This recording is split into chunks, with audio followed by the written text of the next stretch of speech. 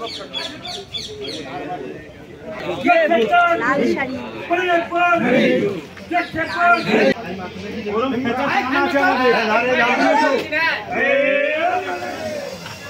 Back to সংলাপের সাথে দুর্গাপুজোর আরও একটা নতুন ব্লগে তোমাদের সবাইকে ওয়েলকাম।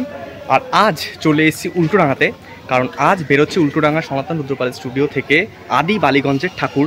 তো বেশি কথা বলে সময় নষ্ট করবো না, ব্লগটা বেশি বড় করবো না আমার কথা বলে। তো চলো চলে এসেছি সামনে, দেখি প্রতিমা বেরোচ্ছে এবং প্রতিমা কত সুন্দর হয়েছে। চলো। আদি বালিগঞ্জ সার্বজনীন দুর্গোৎসব সমিতি, পাম এভিনিউ। আর এই হচ্ছে ম্যাটাডোর চলে এসে, যেই ম্যাটাডোর করে প্রতিমা যাবে। আর এই দেখো এখন কিন্তু সবে শুরু করেছে গণেশ এবং লক্ষ্মীকে বের করা, আস্তে আস্তে বের করা হচ্ছে। চালচিত্রটা কিন্তু খুব সুন্দর, দেখছো মহাদেবের মুখ সামনে থেকে দেখাবো অবশ্য। দেখি তো বড়, বেশ বড় কিন্তু এই বছরের প্রতিমা। আর বেরিয়ে আসলো প্রথমেই গণেশ এবং লক্ষ্মী। বাহ কি সুন্দর লাগছে দেখতে। দেখো একটু সময় সাপেক্ষ ব্যাপার এত বড় বড় প্রতিমা বের করা, মানে সামনে থেকে দেখাচ্ছি। এবার চালচিত্রটা বের করা হচ্ছে, যেটা গণেশ এবং লক্ষ্মীর এই যে ওই ওপরটাতে থাকবে চালচিত্র যেটা বলে, সেটা নিয়ে আসা হচ্ছে। আর হ্যাঁ বের করে এখন সাইডে রাখছে। এরপরে মা দুর্গা বেরোবে, তারপরে সরস্বতী, কার্তিক, এরকম স্টেপ বাই স্টেপ বেরোবে আর কি। চালচিত্রটা তোমরা দেখাইবার দেখো কি সুন্দর, সিংহের মুখ। আর এই দিকটাও এরকম সুন্দর করে সাজানো হয়েছে। আর লক্ষ্মী গণেশ দেখো সামনে থেকে দেখো কি সুন্দর লাগছে না। মা লক্ষ্মীর শাড়িটা দেখো অসাধারণ সুন্দর একটি শাড়ি। আর এবার কিন্তু মা দুর্গাকে বের করা হবে, গণেশকেও কি সুন্দর লাগছে। তোমাদের প্রথমে যে ম্যাটাডোরটা দেখালাম, সেই ম্যাটাডোরটা কিন্তু এবার লক্ষ্মী গণেশকে তোলা হচ্ছে গাড়িতে। আর এই প্রসেসটা কিন্তু ভীষণ, মানে দেখলেই কীরকম লাগে, এত বড় প্রতিমা কি করে গাড়িতে তোলা হয়। পুরো একদম কাত করে শুইয়ে তারপর দড়ি দিয়ে টেনে টেনে টেনে হুট করে কিন্তু তুলে ফেলা হয় পুরো ম্যাটাডোরের ওপর। দেখো কীরকম লাগে দেখতে।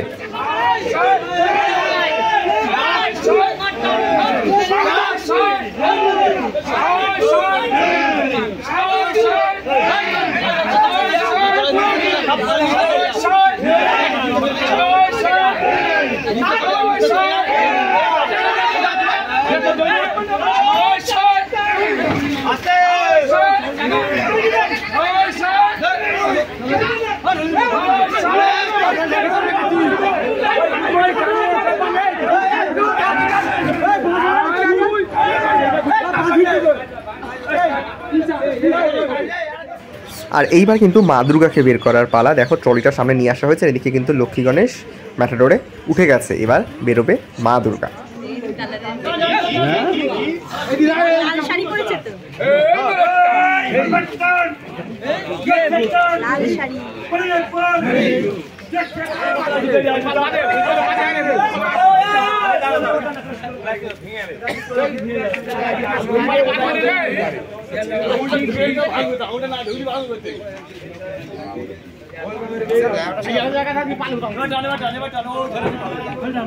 এইবার কিন্তু বেরিয়ে আসছেন মা দুর্গা। দেখো কি সুন্দর, আদি বালিগঞ্জ পাম অ্যাভিনিউর 2025-এর মা দুর্গা শিল্পী শ্রী সনাতন রুদ্রপালের হাত থেকে তৈরি হওয়া। কি অসম্ভব সুন্দর লাগছে দেখতে কিন্তু মা দুর্গাকে।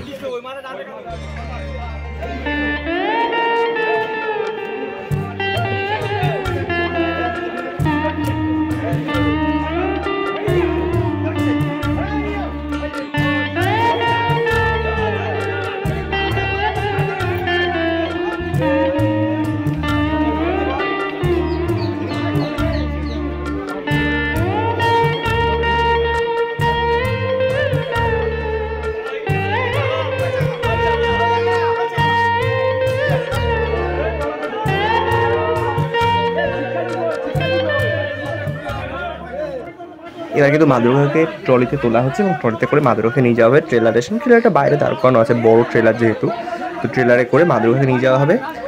আর ম্যাটাডোরে করে মা দুর্গার সন্তানেরা যাবে মণ্ডপের উদ্দেশ্যে। তো এই প্রসেসটা দেখো, এত বড় একটা মানে ট্রলি, এর মধ্যে মা দুর্গাকে তোলা, তারপর সেটাকে টেনে নিয়ে যাওয়া, দারুণ লাগে দেখতে।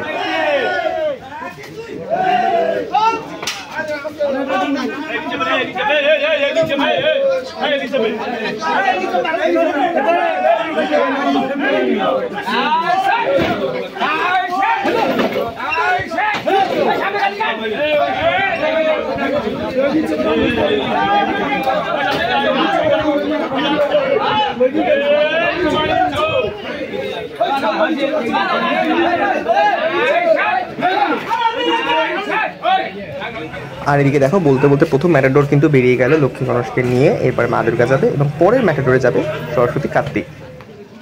এইবার কিন্তু নিয়ে যাওয়া হচ্ছে মা দুর্গাকে টেনে টেনে, দেখো ট্রলিতে বসিয়ে টেনে টেনে পুরো ট্রেলার অবধি। ট্রেলারটা মেন রাস্তায় রাখা, তো এতটা নিয়ে যেতে হবে ট্রেনে।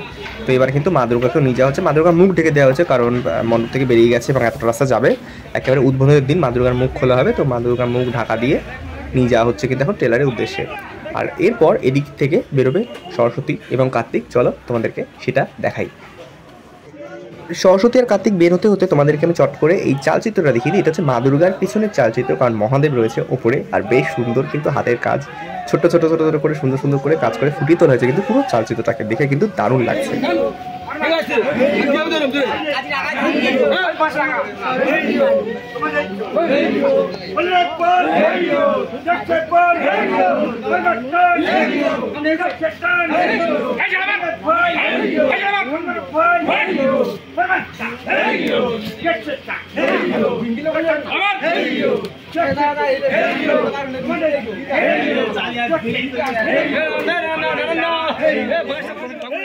আচ্ছা, এবার সরস্বতী এবং কার্তিক কিন্তু বেরিয়ে এসেছে, দেখতেই পাচ্ছ।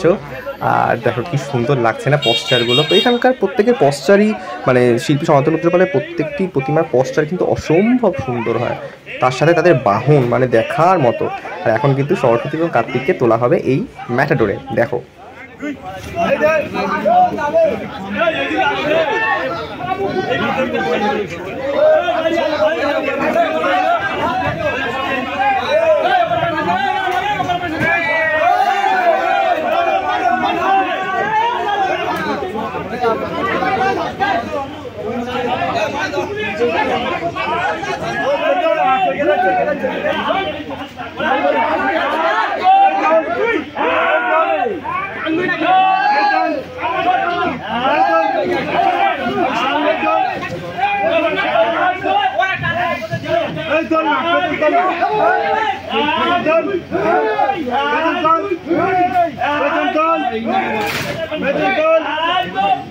সরস্বতী এবং কার্তিকে কিন্তু ম্যাটাডোরে তোলা হচ্ছে, প্রায় তোলা হয়ে গেছে এবং এরপরে নিয়ে যাওয়া হবে মণ্ডপের উদ্দেশ্যে। আর এরপরে চালচিত্রটা যেটা সরস্বতী এবং কার্তিকের মাথার উপরে থাকবে, সেই চালচিত্রটাকেও কিন্তু এই ম্যাটাডোরে তুলে ফেলা হবে। আগেই দেখেছি লক্ষ্মী গণেশ বেরিয়ে গেছে, মা দুর্গা বেরিয়ে গেছে, এবার কিন্তু সরস্বতী কার্তিকে চলে যাচ্ছে মণ্ডপের উদ্দেশ্যে। তোমাদেরকে দেখিয়ে দিলাম আদি বালিগঞ্জ পাম অ্যাভিনিউ ঠাকুর কিন্তু সনাতন রুদ্রপাল স্টুডিও থেকে চলে যাচ্ছে মণ্ডপের উদ্দেশ্যে। কেমন লাগলো এই ব্লগটা জানাতে কিন্তু ভুলে যেও না, চটপট কমেন্ট করে জানিয়ে দাও তোমাদের এই ব্লগটা কেমন লাগলো। আর যারা যারা আমার চ্যানেলটাকে সাবস্ক্রাইব করোনি চটপট করে সাবস্ক্রাইব করে দাও পুজোর নতুন নতুন ব্লগ দেখার জন্য। তো চলো দেখা হচ্ছে পরের একটা ব্লগে।